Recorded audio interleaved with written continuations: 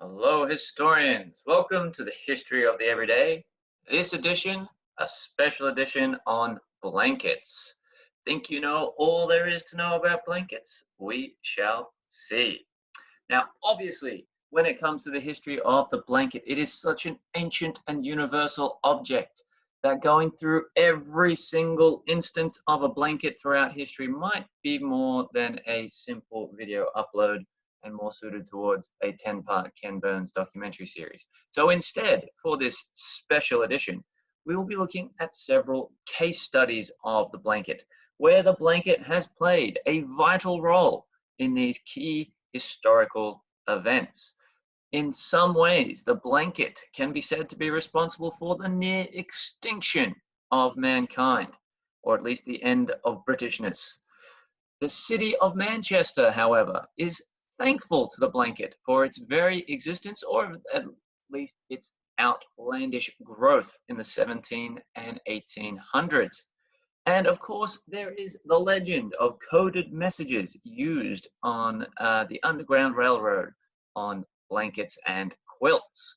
So, without further ado, let us begin. Obviously, the history of the blanket. They are a prized possession of every home. We all have our favorite blanket. There is nothing better than cozying up under the blanket on the couch and a cup of tea on those winter days, as long as you've got something good to stream on Netflix, I assume. Now, obviously, it is one of the most popular things to sleep with or sleep under. It is sold more than any other form of sleep or bedroom decorations, more than quilts or duvets or anything like that. Even after all these thousands upon thousands of years, blankets remain popular. Now, it is interesting that they don't actually provide any warmth. Instead, they trap the body's warmth. And that might be why they are so comfortable, because they're keeping your own body heat, or your own warmth, your own sense in there from escaping, which is why they're so comforting. Now, obviously, the first blankets ever used would have been made from animal skins, animal furs. There is even instances of just simple piles of grass or woven reeds put together. This evidence is in tombs all around the world. So that means humans living in South America, North America, Africa, Europe, Asia, and across the Australian subcontinent and the Pacific Islands all independently felt the need for their blankie. However, before modern times, when fabric was not exactly mass produced, blankets were actually considered in Europe to be a luxury item. Only the rich and powerful had a blanket. This all changed after the Middle Ages. So, in the Middle Ages, what changed with the blanket? Well, fortunately for us, the woolen blanket, the most familiar to us today, was pioneered by a man named Thomas Blanket, who was a Flemish weaver and wool merchant who had moved or immigrated to England in the 14th century or the 1300s. Now, that is convenient that his name was Thomas Blanket and he invented the modern blanket, but that is not exactly the way it happened. In fact, he has the last name Blanket in very much the same way that someone who made arrows might have the last name Fletcher, or someone who worked as a blacksmith would be having the last name of Blacksmith, or potter, someone who made pots, etc., etc. So his name was probably simply Thomas, and he was known for making good blankets, but he was so associated with it, it became his last name. Now, he was the one who popularized the first bed coverings that were both effective but also affordable. Other people than just rich people could afford to buy these blankets. Now, these blankets then went on to nearly kill us all. Isn't that good news? So, how did this happen? Well, you can probably assume this is indeed to do with the Black Death, also known as the greatest catastrophe ever. The Black Death killed 50 million people in the 14th century, the 1300s, or 60% of Europe's entire population. Nearly wiped out the entire continent. Now, if we look, the scale of death was seen to be so gigantic that in Florence, a Renaissance poet thought that no one would even believe it. when he talked about the scale. Oh, happy posterity who will not experience such abysmal woe and will look upon our testimony as a fable. So essentially he was saying those who haven't experienced this disease will not believe it. They will think it's some sort of myth. There's no way this could possibly be this bad. Even then, there were people who denied science. So what happened with the Black Death? It was a bubonic plague, a disease caused by a bacterium, which we know now, called Yersinia pestis, and it circulated among wild rodents. It lived in their fur. But if we look at the spread of this disease, we can see, even though it's highly, highly contagious, it takes many years to make its way around all of Europe. In particular, many years to get to be a large spread, large scale problem across Europe. So even though it starts in Eastern Europe in 1346, it takes 2 whole years before it's in the south of England, and it doesn't make its way to the north of England until a year after that, and it hits Scotland in 1350. So after 4 years, it's made its way to Scotland. How did all this happen? Well, obviously, we're going to get back to the blanket. It has to do with trade, obviously. Now, we can see here on these maps, the port city with plague outbreaks. The reason these plague outbreaks happened in these ports was because of shipping. So it was almost mystifying to the people at the time how this Black Death was making its way across Europe. But in actual fact, it has to do with ships. In particular, we can see these frequent plague outbreaks are happening in northern Italy, which was a shipping magnate, and of course the south of England and the coastal regions of the south of France and the west of France and north of Germany. This is where all these ships were trading to. So because of all these links, spreading all these goods, it also spread disease. And one of the things that spread this disease was, of course, the trade of blankets, and I will explain how. So we can see here the rapid transportation of this disease was by ship. Now, this may not seem like such a rapid speed, but they could go as much as 40 kilometers a day. My goodness, which by today's standards, yes, is quite slow, but it could move 600 kilometers in a fortnight thanks to shipping. So you can see how it's making its way across Europe in these times via trade. Now, by land, the spread was much, much slower, 2 kilometers per day along the busiest roads or highways, which helps explain why it was able to infect the south of England so quickly, but took a much longer time to get to northern England or central England, and of course, a much longer time to get as far north as Scotland. So, what exactly happened? Well, this was a problem in terms of the disease. They didn't have a lot of doctors. This is what was said this is from a document from 1380 of doctors at the time.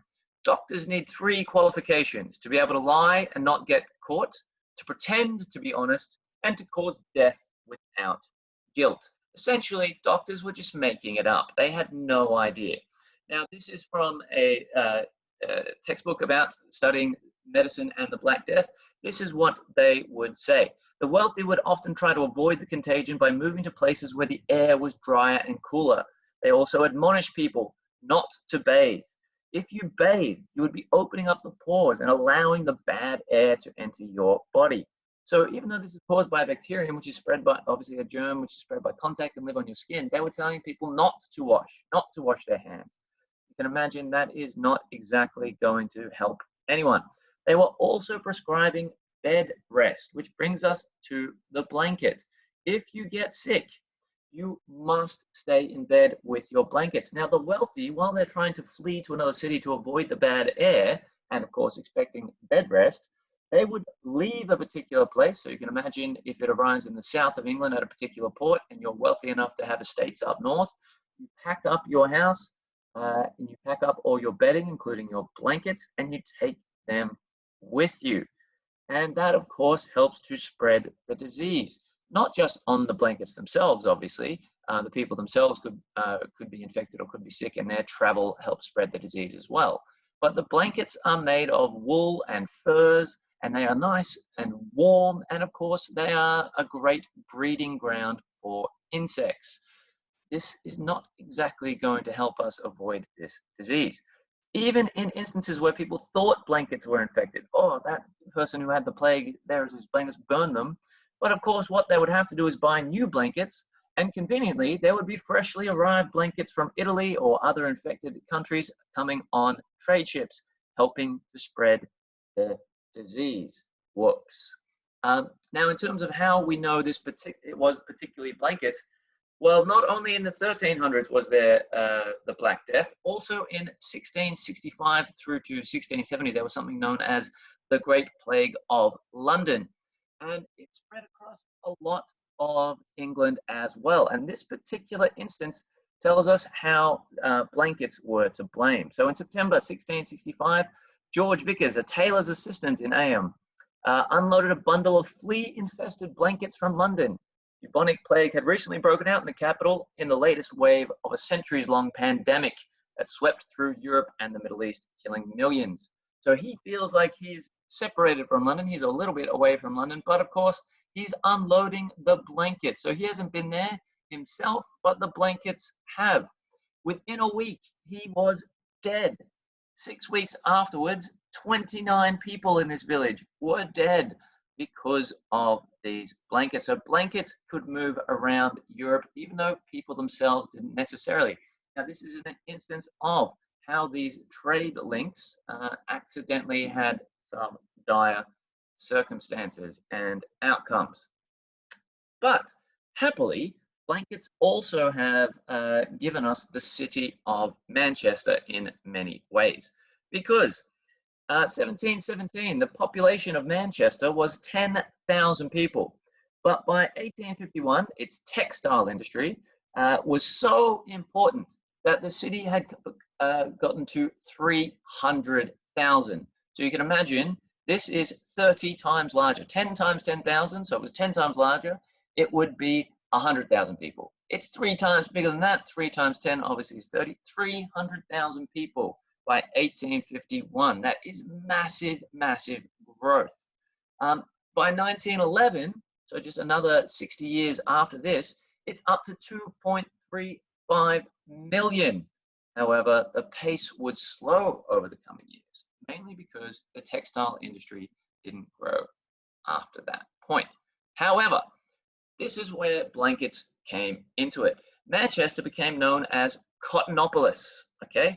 What on earth does that mean? Well, it's a center of manufacture. Now, believe it or not, this actually predates cotton, predates the Industrial Revolution, but goes back to these Flemish weavers. In 1363, they moved north to England in Manchester, and they brought their skills with them.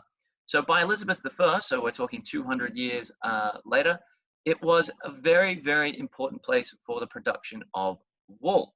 But it was the production of cottons and cotton blankets in particular in the mid-18th century, so the 1700s, that Manchester became such an important and significantly growing city. Now, how did all this happen? Well, it was a lucky combination. It had this absolute abundance of streams, which could help provide power for mills. That's lucky. But it also had this particular benefit of what's known as soft water. I don't know if you've ever checked the water in London, but it's known for not necessarily being the greatest of quality in its natural state. And this soft water was very, very useful for washing and bleaching of cotton. So it was better to make cotton in Manchester than it was in London or other such like areas. It also was very, very close to an abundance of coal fields, coal being used to create steam combustion, steam engines in the Industrial Revolution. So it meant you didn't have to move coal to your factories. Your factories were right next to the coal fields. And of course, it's very, very close to salt, useful for developing specific chemicals. And most importantly, Manchester is on the west coast, which is really, really convenient if you are shipping in cotton from, I don't know, the colonies of the Americas, for example. Now, that means you do not have to sail all the way around through the English Channel into the Baltic Sea or onto the coast of the Netherlands or France at the time. You can sail simply to England, drop it off there. It gets dropped off at those factories, which are conveniently placed, turned into all sorts of things like blankets, and can be shipped elsewhere. It also had this added benefit, which ironically led to the downfall, is that there didn't have a lot of guilds and trade restrictions. What this meant was the workers there didn't have a lot of options. So if you could open up a factory paying very, very low wages in very, very dangerous conditions, there's not much else to do in Manchester, so people are just going to take those jobs. And those conditions of exploiting the workers is actually why Manchester went down, because they found out they could pay people to work in cotton factories in really, really cheaper places, such as India, Bangladesh, Pakistan, modern day countries, and of course, eventually into China and Vietnam as well. Now, what this actually meant was, where I am from in Australia, we actually refer to sheets and bedding and all of those things as Manchester because of how huge the industry was in this city. Now, if you look at these statistics, 50% of British exports in the 1830s were cotton. 80% of the global cotton industry in the 1880s. So everything coming from Manchester was made out of these cotton in terms of sheets, bedding, blankets, pillowcases, all of this stuff. And so the words being Manchester goods, goods from Manchester, became understood as simply sheets, towels, blankets, meant the same thing as well. So Manchester goods were shortened to just Manchester. So if you needed Manchester, if you needed sheets, if you needed linens, you would say it was Manchester. It became that as well. Now, this term is still used in Australia, mainly in stores. So the Manchester department is where you find all of your bedding needs, all of your sheets and blankets and all of those things, the Manchester department. But also, instead of calling something the linen cupboard, perhaps to sound a little bit more fancy or a little bit more posh, you might call it the Manchester cupboard.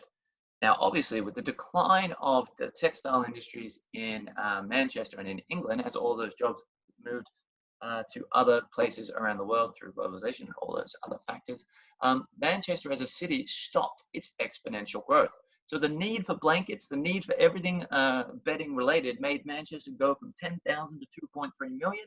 But when those blankets were being able to be made somewhere else, Manchester stopped growing. And this brings us to our last example. This is a bit of a folklore, a bit of a history myth, if you will, the quilting and blanket code. So supposedly it goes like this. These particular symbols, these particular patterns, have their own complicated history. Why were they always used? Now, there's many different ideas. Sometimes they were used to demonstrate a particular family crest. And of course, over the generations, you needed to add another crest, another crest, another crest, so it could show your family history. But this was also supposedly used to send coded messages. Okay, so these particular unique designs that no one understands, the idea is, this hypothesis, that symbols used in quilts of the South during slavery were used for secret messages for slaves escaping on the Underground Railroad. You can imagine if you're trying to run away as a fugitive and you don't have access to Google Maps, obviously, and if you had gigantic maps and compasses and all of that sort of equipment, it would be pretty clear what you were trying to do. But if you just had a blanket, that doesn't seem suspicious at all. So it's a great way of sending coded messages. So what this was, the Underground Railroad, a network of abolitionists, black and white, who were trying to end slavery, didn't support slavery, and trying to help anyone who escaped from slavery into the North. So out of the South and into the North. So this began as early as the 1700s, but especially picked up after 1793 with these sets of laws about the Fugitive Slave Acts, harsh punishments for anyone who was found to be trying to escape slavery. Therefore, to avoid these harsh punishments, they needed a system to find safe harbor, to find their way out of the South. So this Underground Railroad was active right up until the end of the Civil War. What that means is they had from the early 1700s all the way to 1860 to come up and develop all of these codes, which could help people find their way to freedom. Now, the idea goes like this. This is very well documented in a book called Hidden in Plain View, A Secret Story of Quilts and the Underground Railroad in 2000. I suggest you give it a read. It's very, very fascinating. But one idea was that seamstresses, the people making these blankets, people making these quilts on a plantation, would train other slaves as to what the quilt symbols meant and then hang the ones that were relevant to upcoming journeys, like, for example, when a conductor was coming into the area. This is a way of signaling. So you can imagine you put up a quilt with this particular symbol or that particular symbol. It means that this person who is coming to the plantation on the day is willing to try and help you smuggle yourself out of the South. Maybe you find your way to go talk to them, or you put up another symbol that says, do not approach this person. They are not an ally. So it can be a warning system like that. Now, this is another reason that they would use these blankets, was also to show people where safe houses or safe areas they could go to along their trip. So the idea of the log cabin quilt was said to be an indication of where safe houses were that they could find along the way. Now, I should point out this idea of secret coding into quilts and blankets is something of a colloquialism, is something of folklore, is something of a legend. There are many who swear this is the case. There are a few letters that make references to special symbols on blankets. And then there are many people who have debunked this particular theory. So it may be the case that this was used. It may be the case it was not used at all. I think the most likely explanation is the fact that it might have been used in small instances. And if it was used in such a widespread way that everyone knew about it, well, it wouldn't exactly be an effective use of coding. So it probably was used on a smaller scale than what we can imagine. And of course, one of the reasons there's not much documented evidence towards it is it was a secret code. So it might have just been used in localized areas, which is why some people swear it to be the case, while others swear it is not true, because it wasn't true in their area. That might be one possible explanation. If you want to look into it and make up your own mind, obviously, I suggest you look into Hidden in Plain View, A Secret Story of Quilts and the Underground Railroad. But for now, we can see how blankets, or should we say the distribution and the need and desire for blankets, have indeed changed the world. From giving people the last name Blanket, like young Thomas, to giving people plague, to spreading the plague through all of England, to bringing the plague back in the 1660s, to, of course, creating the desire, the need, demand for all these blankets being manufactured, growing the entire city of Manchester to the point that blankets, quilts, pillowcases became known as simply Manchester across the British Empire in Australia and New Zealand and South Africa, not so much used in Britain itself these days, to the idea that this was a great way of secretly disseminating information and codes, whether or not that may be as widespread or well known as we may think. So I hope you have learned something today. And of course, there are 1,000, 10,000 other stories we could tell about the blanket, but even the humble blanket has played a vital role. So I hope you enjoyed this particular edition. I'll see you next time.